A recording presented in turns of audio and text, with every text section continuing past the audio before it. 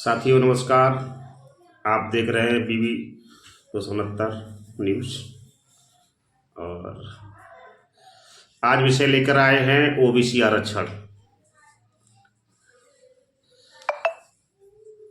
जितने भी दर्शक हैं इस चैनल को देख रहे हैं उनसे सब सवाल ये है, आखिर ओबीसी यानी अन्य पिछड़ा वर्ग को, जिसकी संख्या अपार है, पूरे देश की आबादी से आधी से अधिक जनसंख्या है ओबीसी की, और आधी से अधिक जनसंख्या को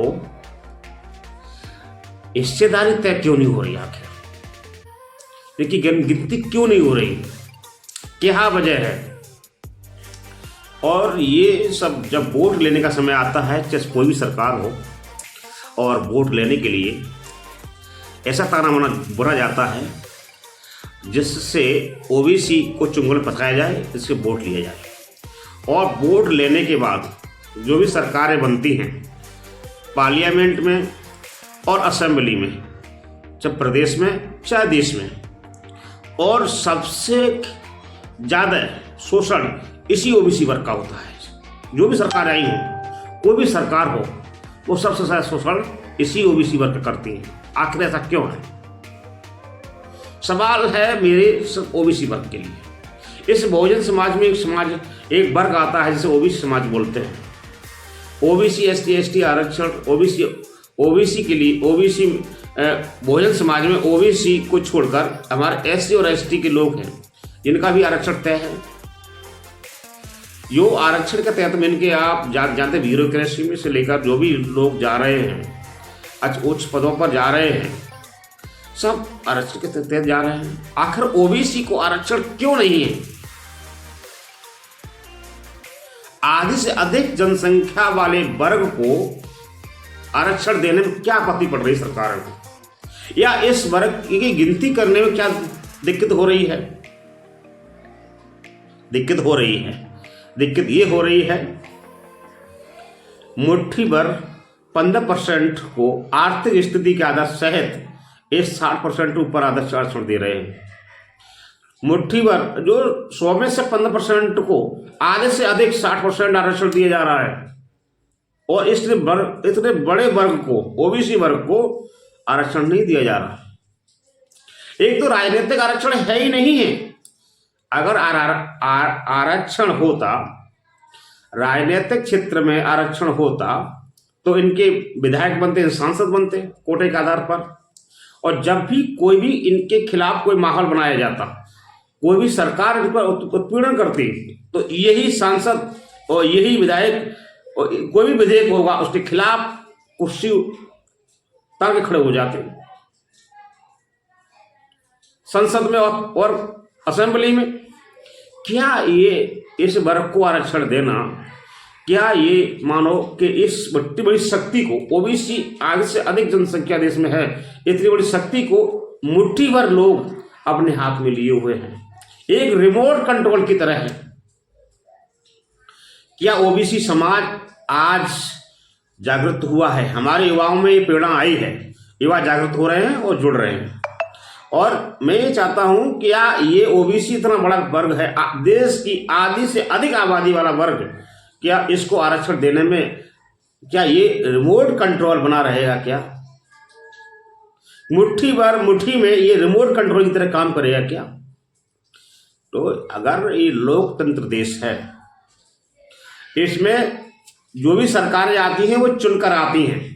लेकिन मैं जानता हूं जो ईवीएम वाला मसला चल रहा है, देश में भी आंदोलन हो रहे हैं, ये वास्तविकता ये है कि ये ओबीसी वर्ग इनको वोट देना पसंद नहीं करता। चाहे भले ही ओबीसी वर्ग के जो भी नेता हैं, जो इनके यहाँ इनकी बनाई हुई सरकारों में बैठे हुए हैं, उनको दिखाकर ये वोट ले रहे हैं। वोट ओबीसी वर्ग अपने जो पढ़ा लिखा शिक्षित है वो अपना इच्छा से वोट नहीं करता, उस वोट को चोरी किया जाता है, वो भी ईवीएम के द्वारा चोरी किया जाता है। आखिर ईवीएम की चोरी, ईवीएम की धांधली कब तक चलेगी? इसके लिए महमूद प्राचा जी हैं और भानु प्रताप जी हैं जो आंदोलन कर रहे हैं लगातार दिल्ली में, और इन्होंने यही आंदोलन है कि ईवीएम के खिलाफ है, ईवीएम चेंज हो। लेकिन उसके भी आपत्ति है, सरकार के कान पर जूं नहीं रग रही है। इतने लोग आंदोलन कर रहे हैं, उन्हें कोई मतलब नहीं है। उन्हें कि पहले ही एजेंडा सेट है कि हमें कैसे काम करना है। ये आने वाले भविष्य के लिए, आने वाले कल के लिए बहुत घातक होगा।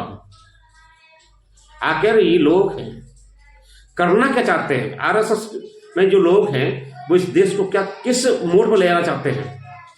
कैसे लोगों का ब्रेन वॉश करते हैं ये लोग? वो ओबीसी को, इससे सबसे बड़ा ये है कि ओबीसी को आरक्षण देने में क्या आपत्ति आ रही है? आपत्ति आ रही है क्योंकि देश का प्रधानमंत्री ओबीसी है। अगर माननीय नरेंद्र मोदी जी चाहें तो क्या आरक्षण रोक लेंगे?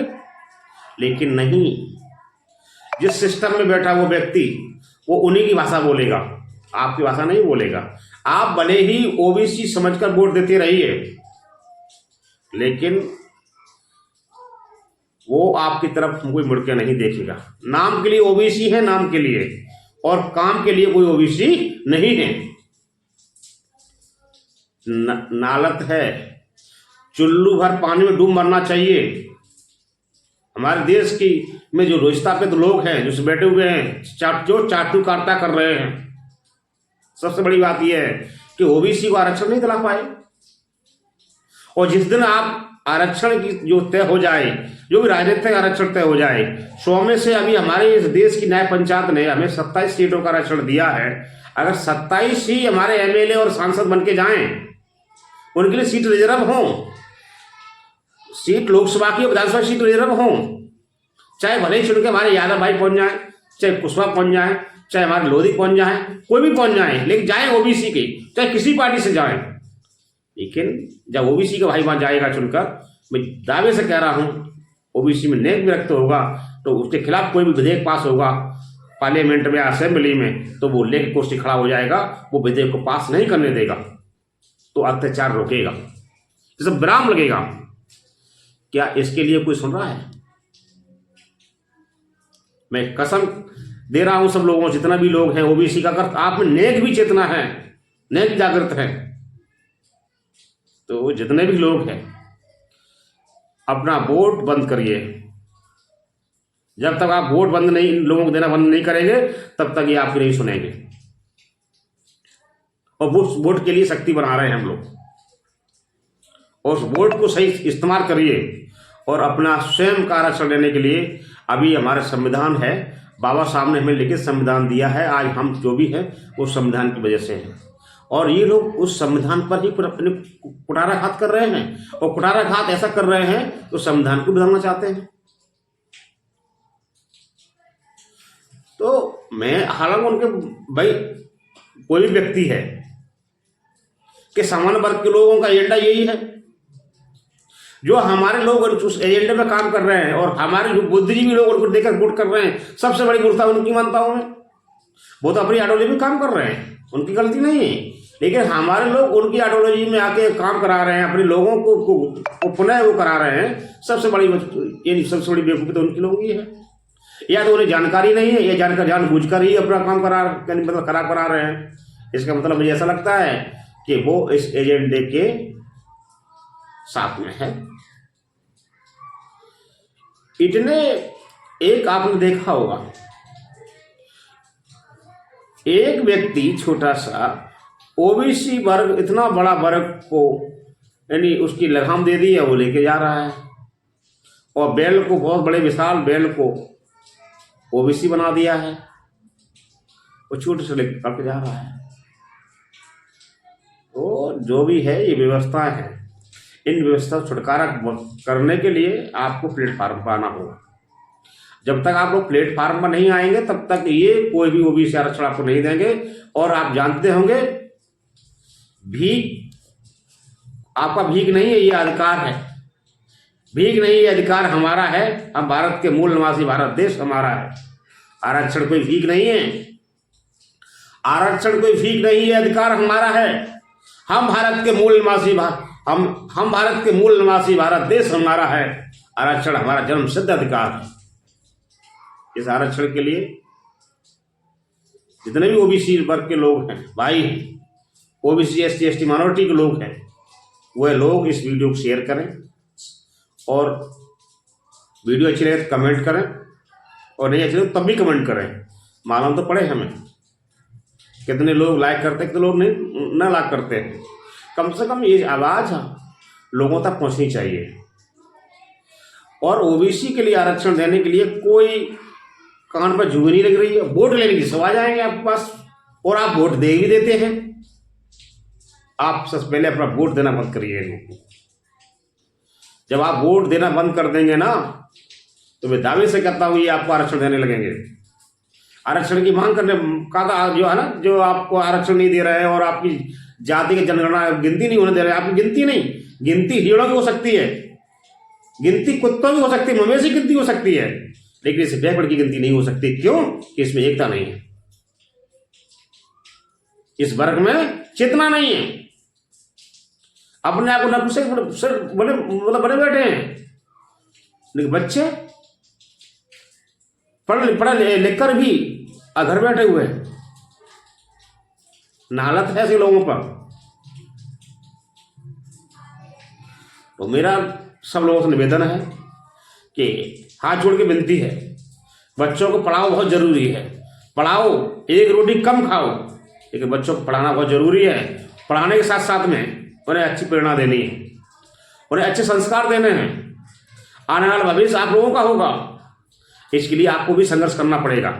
आप समझते हो वोट को कोई कागज का टुकड़ा नहीं है, वोट कोई धरोहर नहीं है, वो आपका मान सम्मान है। उस वोट से इस देश की सरकारें बदलती हैं, इस देश की सरकारें बनती हैं, इस वोट से आपके अधिकार और सम्मान मिलता है। उस वोट हो सकती है जो डॉक्टर बी आर अम्बेडकर ने आपको दी है। उस वोट का सही की अगर आप लोगों ने इस्तेमाल करना शुरू कर दिया, मैं दावे से कह रहा हूं कोई आपको हरा नहीं सकता। वोट अमूल चीज है, वोट मूल्यवान है। मूल्यवान तो अमूल चीज है, मूल्यवान तो उन लोगों ने बना दिया जो आज दारू के चप्पा और चप्पस से देने के बाद वोट पूरा ही घर कर दे आते हैं, अपनी जिंदगी के 5 साल उनके नाम में कर देते हैं।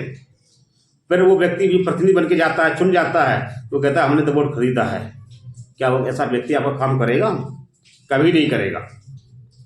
आपके मान सम्मान से सौदा करना, एक अपनी बहन बेटी के साथ मत सौदा करना है। घर की इज्जत हमारी वो भी होती है, और हमारी इज्जत मान सम्मान क्या वोट भी होता है।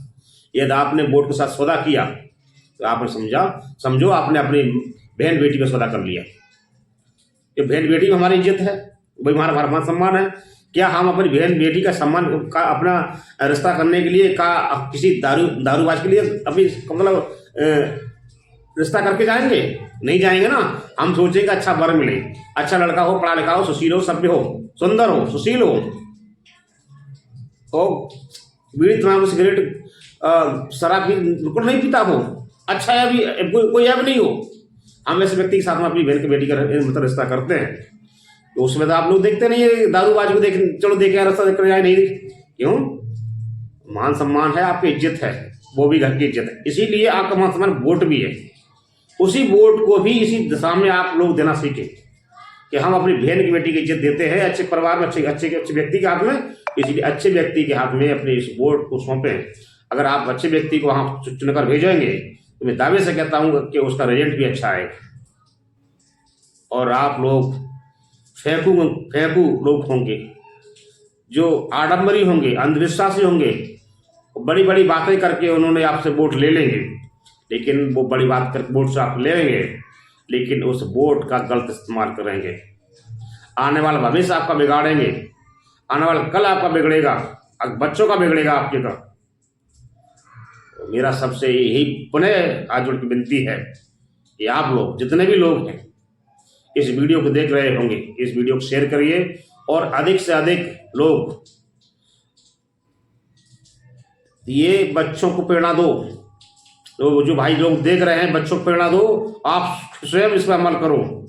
अपने वोट की अपनी शक्ति को खुद पर बनाकर एक ताकत के रूप में उभरो, जिससे कि ये हमारे वोटों पर डाका न डाल पाए। जब आप सक्रिय हो जाएंगे ना, जब आप लोग कमेरे समाज के लोग हैं, कमेरे हो, जब कमेरा जागेगा तो लुटेरा स्वतः ही भाग जाएगा। तो लुटेरों को भगाना है तो आप लोगों को जागना होगा, आपको जागना होगा। जब तक आप जागेंगे नहीं, तब तक चोर चक्के लुटेरे आपके हक हकूक पर डाका डालते रहेंगे और उन हक हकूक को बचाना होगा तो आप लोगों को आगे आना होगा। यदि आप आगे नहीं आते हैं तो आने वाले भविष्य आने वाला परिणाम ये बहुत घातक होगा, इसे कोई रोक नहीं सकता। तो इन्हीं शब्दों के साथ में वीडियो बहुत बड़ा हो जाएगा, लोग देखते भी नहीं हैं, तो मैं ये चाहूँगा कि इस वीडियो को विराम दूंगा और शेयर करो। ठीक है। जय विज्ञान, जय संविधान, जय भारत साथियों।